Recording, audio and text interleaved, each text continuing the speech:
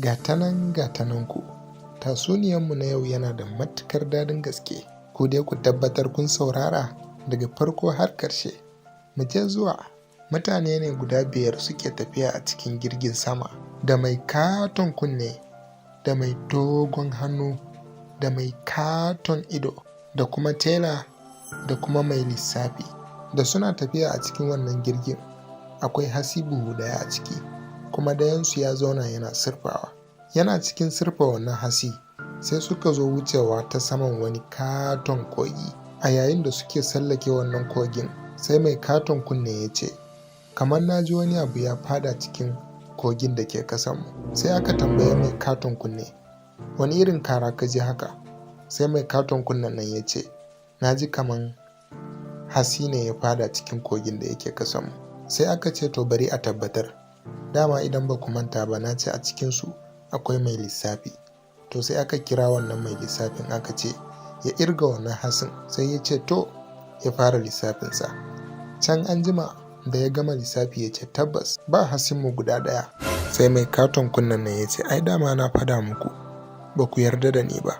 Na ce dama hatsi guda ɗaya na ji ya fada a kogin da yake kasanmu, kuka masa. Gashi na ai kun tabbatar. Har yanzu dai sauran mutanen ba su yarda da maganan mai katon kunne da kuma mai lissafi ba. Aka ce to bari dai a kara tabbatarwa.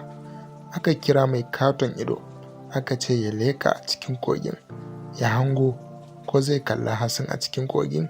Mai katon ido ya ce to, ya zo ya leka. Yana lekawa ya ce ai kuwa gashi can, na kalla wannan hatsin a kasan kogin. Sai aka ce to, tunda yanzu an tabbatar da maganan mai katon ido da kuma mai lissafi, to yanzu za a ɗauki matakin da za a magance wannan matsalar. Kun san dama na ce muku a cikinsu akwai mai dogon hannu. Sai aka kira wannan mutumin aka ce tunda shi yana da dogon hannu, ya cire hannunsa ya sa a cikin kogin nan ya dauko hatsin ya mayar. Sai ya ce an gama. Ya sa hannunsa tun daga cikin jirgin nan zuwa cikin kogin ya dauko wannan hatsin. Yana kan mayar da hannunsa daga cikin wannan kogin zuwa cikin jirgi. Yana kan mayarwa kenan, sai kawai jirginsu ya sage. Jirginsu yana sagewa, kusan akwai tela a cikinsu. Sai wannan telan ya dinka wannan jirgin nasu suka ci gaba da tafiya lafiya lau. Abin tambaya a nan shine, shin a cikinsu daga mai katon ido, mai katon kunne, mai dogon hannu, mai lissafi da kuma tela, wane ne ya fi zama mai hadari a cikinsu? Ku rubuta mana a comment. Ga ta nan ku. Tatsuniyanmu na yau na musamman ne, saboda haka ku gyara zamanku, kuma ku tabbatar kun danna subscribe don a ci gaba da sanar da ku da zarar mun daura wani sabon tatsuniya. An yi wani mutum a ƙauyen Bursasai wanda aka fi sanin shi da Malam Mai Jakai. Malam Mai Jakai aikin shi shine fatauci. Yana da jakuna guda 2, kuma a kowane sati yana zuwa kasuwa domin ya yi fataucin shi. Idan ya tafi kasuwan nan, yakan ɗauki kwana 2 zuwa kwana 3 kafin ya dawo gida. To shi Malam Mai Jakai, Allah ya ba shi kyakkyawar mata, wanda duk ƙauyen ba macen da ta kai ta kyau. Wannan dalilin yasa da yawan mazan ƙauyen sun sa mata ido. Ita kuma matar Malam Mai Jakai ba ta tsoron Allah, fasika ce. A duk lokacin da mijinta baya gari, fasikan ƙauyen suna zuwa su yi layi a kofan ɗakinta. Idan wannan ya fita, sai wannan ma ya shiga. Haka dai halinta yake. To sati ya zagayo, Malam Mai Jakai ya ce wa matarsa zai fita inda ya saba zuwa, wato ya je ya yi fatauci ya samu abin da za su ci. Matar ta ce to, sai ka dawo mai gida. Sannan Malam Mai Jakai ya koro jakunansa suka tafi. Washe gari, yanda aka saba, wani fasiki ya zo dakin matar. Dama kamar yadda na fada muku, layi ake yi a kofan dakinta. To wani yana daga waje yana jiran na cikin ya fito shi ma ya shiga. Amma sai ya ga mutumin ya ki fitowa da wuri. Yana ta jira bai fito ba. Har abin ya fara bashi haushi. Sai wani dabara ya zo masa, ya ce ya san abin da zai yi. To dama mutumin ya san yadda ake yin kukan jaki. Sai ya tsaya a daidai wajen kofan ya fara kukan jaki. Daga jin wannan kukan jakin, matar nan ta ce inna lillahi wa inna ilaihi raji'un.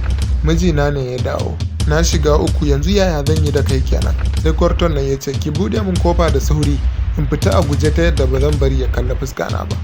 Wanda yake waje da ya ji haka sai ya je ya nemo bulala mai kyau ya zo ya saya a kofar. Yana jiran na dakin ya fito. Can an jima sai aka bude kofar. Kwarton nan ya fita a guje. Da ya fita sai wannan mutum mai bulala shi ma ya bi bayan shi. Da ya bi shi sai ya dinga sala masa bulala har ya kai shi bayan gari. Sannan ya bar shi ya dawo. To kusan yadda kauye yake ba a rasa matattara inda mutanen gari ke taruwa a yi hira na yau da kullum. Washe gari kwartayen nan dukansu biyu suka fito wannan matattara inda ake taruwa a yi hira tare da sauran jama'a. To sai ya zama na cewa a waje ɗaya ne suka zauna suna hira. Sai kwarton da aka yi wa bulala ya ce, ashe malam mai jakai ya dawo. Sai kwarton da ya zane shi ya bashi amsa ya ce, a'a malam mai jakai bai dawo ba tukunna. Sai in Allah ya kai mu gobe ko jibi zai dawo. Wanda aka zane da ya ji haka sai ya yi shiru yana mamaki kuma yana tunani. A cikin ransa sai ya ce, to in kuwa haka ne jiya uwaye ne ya faffasa min baya da bulala. Da ya gama tunaninsa sai ya ce, in dai kuwa abin da ka faɗa min dinnan gaskiya ne, lalle a wannan kauyen namu akwai azzalumai. Kurun kus, da fatan kun ji daɗin wannan tatsuniya. Tatsuniyarmu na yau kuma akan wani mutum ne da matarsa wadda suke zaune cikin farin ciki, soyayya, kula da juna da kuma tausayawa. Ana nan sai matarsa ta kwanta rashin lafiya. Rashin lafiyan da babu alaman za ta iya tashi.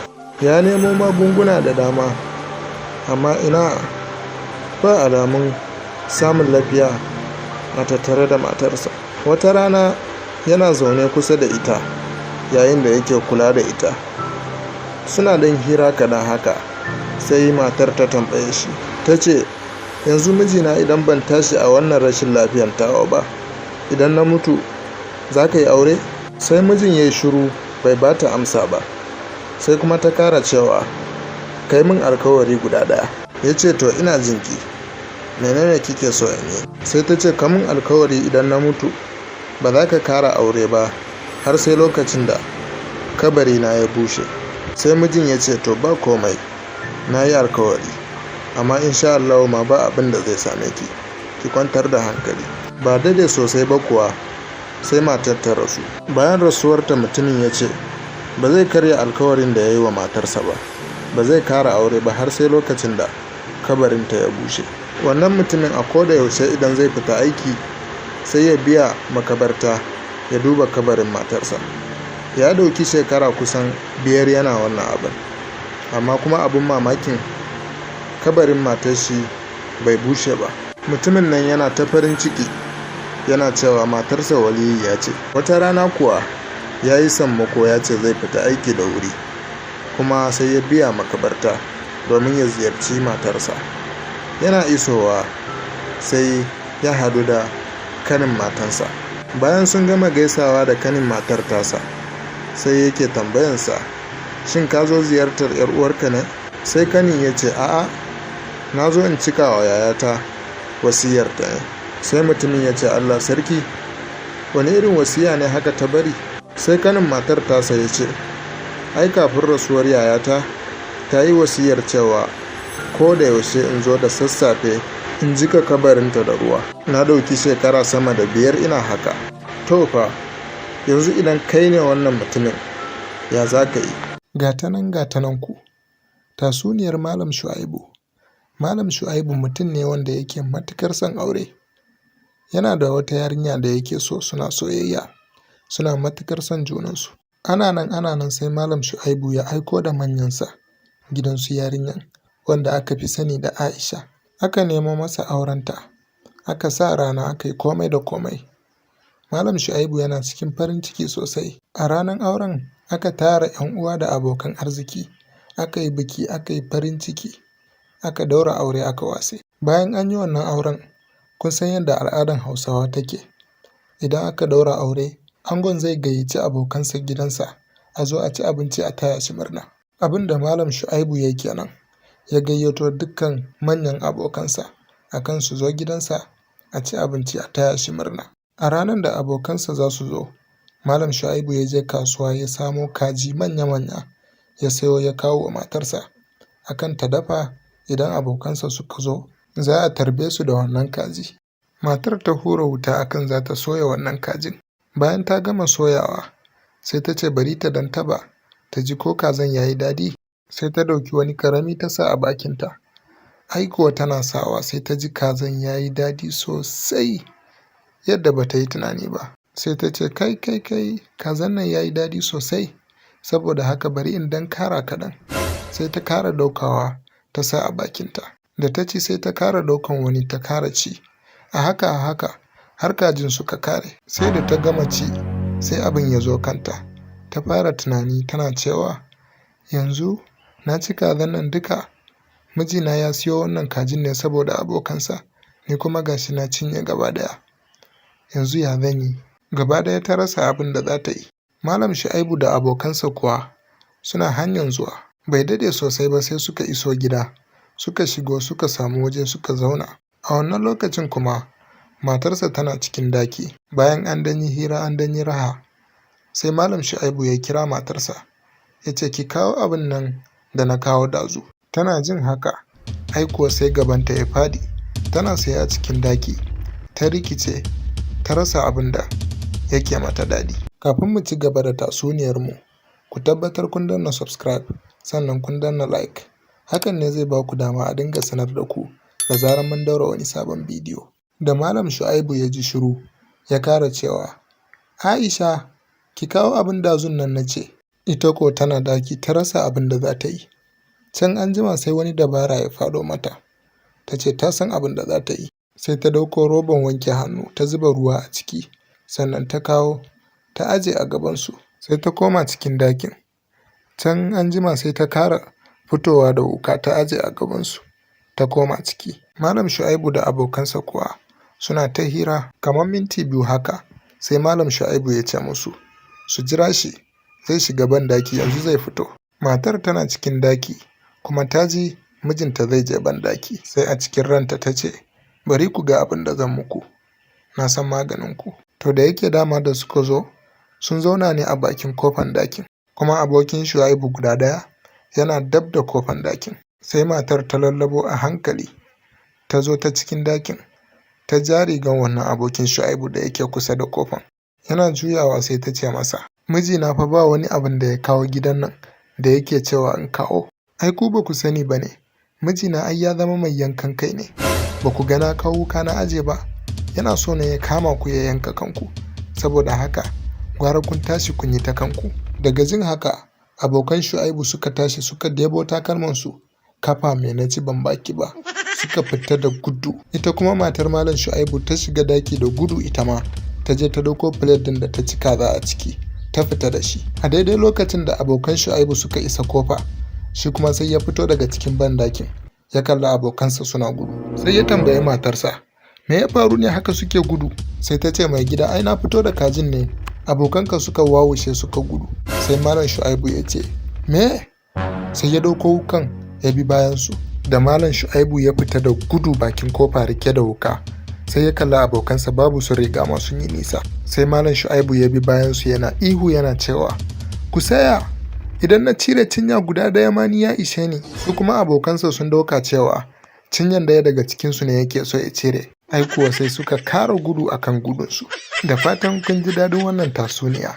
Labarinmu na yau kuma akan wani sarki ne wanda ya haramta dariya a cikin garinsa, sannan kuma ya haramta wa kansa yin dariya. Har ta kai ta kawo ma duk wanda ya yi dariya a ƙauyen to kashe shi ake yi. Dalilin yin hakan kuwa matarsa wato Sarauniya Aisha ta kasance mai fara'a ce, mai faran-faran ga mutane. Da wuya ta shiga cikin mutane ba ta sa su farin ciki da nishadi ba. Wannan dalilin ya sa sarkin yake matukar ƙaunarta kuma yana ji da ita sosai. Sai dai kuma abin takaici, kowane mai rai mamaci ne. Tun bayan rasuwarta sarkin bai kara yin dariya ba. Haka zalika ya haramta dariya a cikin garin da yake mulka, kai har da ma a cikin gidansa. Yana da yarinya da ake kira Gimbiya Zainab. Ita ma tun bayan rasuwar mahaifiyarta bata kara yin dariya ba. Rabanta da dariya ma har ta manta, kai har ma ta manta yadda ake dariya. Bayan wani lokaci sai sarki ya gane cewa ya tafka kuskure, duba da yadda rayuwar 'yar shi take ciki. Rayuwarta cikin kunci, kowane lokaci a cikin damuwa. Hakan ya sa sarki ya yanke shawara ya kira dukkan masu barkwanci na cikin garin domin su zo su sa 'yar shi cikin farin ciki. Amma kuma an yi abu ya ci tura. Kowa zai zo ya ba da labarin abin dariyansa domin ya sa ta dariya, amma ina ko alaman murmushi babu a fuskanta. Daga ƙarshe sai sarkin ya kira dukkanin hakimansa da dukkan wasu masu fada aji a cikin garin da masu kuɗi har da talakawa duka. Sarki ya tara su sai ya sanar da su cewa duk wanda ya saka Gimbiya Zainab dariya to zai ba shi miliyan 50, sannan kuma zai aura masa 'yarsa. A can cikin gari kuma akwai wani mutum da ake kiran shi da Salisu. Aikinsa shine yana kama kifi ne yana siyarwa. Salisu mutumin kirki ne kuma yana da kokarin neman na kansa, sai dai kuma aikin nasa sai a hankali. Wani lokaci ma ya samu ya ci abinci, wani lokaci ma ba zai ci abinci ba, haka zai kwana da yunwa. Wata rana Salisu ya je kamun kifi da sa ran cewa idan ya tafi zai samu kifin da zai kai ya siyar domin ya samu ya ci abinci. Amma kuma kash, har ya gama bai samu kifi ko guda ɗaya ba. Sai a cikin ransa ya ce, yau ma na zo ban samu kifi ba, haka zan koma. Har ya fara komawa sai ya ji ihun wani mutum a cikin jeji. Sai ya ce bari ya je ya duba me yake faruwa. Wani mutum ne kafansa ya makale a jikin bishiya. Salisu yana zuwa sai ya kalla ashe wani wada ne kafansa ta makale. Sai ya taimaka masa ya cire masa kafansa. Wadan nan ya yi ta godiya. Bayan ya gama godiyarsa, Salisu zai tafi sai wannan wadan ya ba shi wani dutse mai yalki. Sai Salisu ya tambaye shi, ya ce wannan dutse mene? Wadan ya bude baki zai ba shi amsa kenan. Sai suka ji kukan kura a cikin jejin. Daga jin kukan wannan wadan aikuwa sai ya fita da gudu. Abin har ya ba wa Salisu dariya. Sai ya zauna yana kallon wannan dutsen. A cikin zuciyarsa sai ya ce, to wannan dutsen menene? Ko dutse mai daraja ne? Ko in kai kasuwa in sayar ne? Ya zauna da yana ta tunani. Daga ƙarshe ya ce bari ya tashi ya koma gida. Amma kafin nan bari ya kara komawa ya kara gwada kama kifi ko zai isa a wannan lokacin. Amma ina shiru kake ji. Ya kai kusan awa ɗaya yana kokarin kama kifi amma bai samu komai ba. Sai a cikin zuciyarsa ya ce, dama a ce na kama kifi babba wanda ba a taba kama irin shi ba. Abin mamaki kuma sai kafarsa ta kama kifin da ya bukata. Salisu ya ce kai ban taba ganin kifi mai girma irin wannan ba. Ai wannan kifin zai kosar da dukkan mutanen wannan ƙauyen ma gaba daya. Ashe wannan dutsen da wadan ya bashi dutse ne na safi wanda idan har kana da shi duk wani abin da kai fata za ka samu. Sai Salisu ya ce yanzu ta yaya zan kai kifin nan gida? Dama a ce kifin zai goye ni mu tafi gida tare. Kafin ya gama magana sai gashi a bayan wannan kifin yana tafiya da shi kaman doki. Bayan wani lokaci kaɗan sai ga Salisu a cikin gari. Kar ku manta, sarki ya sa gasa akan cewa duk wanda ya yi nasarar sa Gimbiya Zainab dariya to zai ba shi kyauta, sannan kuma zai aura masa Gimbiya Zainab. Sarki da mutanensa suna cikin fada suna zaune, yayin da Gimbiya Zainab take a dakinta tana leka waje. Kawai sai ta ga wani abin al'ajabi mai ban dariya. Mutum ta gani akan kifi kuma yana tafiya kamar akan doki yake tafiya. Da farko abin ya bata mamaki har ta kasa yarda. Sai da abin ya zo kusa da ita sai ta tabbatar da cewa ashe mutum ne akan kifi yake tafiya. Sai Gimbiya Zainab ta fashe da dariya. Dariya take yi mai karfi har aka ji a cikin fada. Sarki ya gaggauta ya zo ya same ta ya ce, ‘yata ke ce kika yi dariya haka? Gaskiya na ji matukar farin ciki. Sai ya tambaye ta ya ce, amma me yasa ki dariya haka? Sai ta ce, baba, mutum na gani akan kifi yana tafiya yadda ka san akan doki yake tafiya. Zo ka gani baba. Sai sarki ya leka ta taga ya kalla Salisu akan kifi yana tafiya. Sai Gimbiya Zainab ta ce, baba gaskiya ni wannan mutumin nake so. Sai sarki ya ce, to ‘yata, an gama. Sai sarkin ya sa aka je aka kira Malam Salisu zuwa fada. Ga Salisu a fada. Kafin mu ci gaba, idan baka danna subscribe a cikin wannan tasha ba ka danna, sannan ka danna like. Hakan ne zai baka dama a dinga sanar da kai da zarar mun daura wani bidiyo. Sai sarki ya ce wa Salisu, gabatar da kanka. Salisu ya ce, da farko dai ni sunana Salisu kuma aikina shine kamun kifi. Ina kama kifi in kai in sayar sai in samu wani abuna. Sai sarki ya ji kamar ya sallame shi ya tafi, amma kuma in yayi haka ya tuna da alkawarin da ya dauka, kuma hakan zai mayar da shi karamin mutum a idanun mutane. Bugu da kari kuma Gimbiya Zainab tana matukar kaunar shi. Sai sarki ya ce to ya zan yi, dole ne in cika alkawarina. Sai sarki ya sanar da shi duk abin da ya kamata ya sani, kuma ya sanar da shi cewa shine ya ci gasan da sarkin ya saka. Salisu ya yi farin ciki sosai. Bayan wani lokaci kadan sai aka yi auren Gimbiya Zainab da kuma Malam Salisu, kuma sarki ya bashi miliyan 50 din da ya yi alkawarin zai ba wanda ya ci gasan, sannan ya hada mai da babban gida har da mota. Ƙarshen wannan tatsuniyar tamu kenan, da fatan kun ji daɗin shi. Idan kuna so ku ci gaba da samu, ku danna subscribe sannan ku danna like. Mun gode.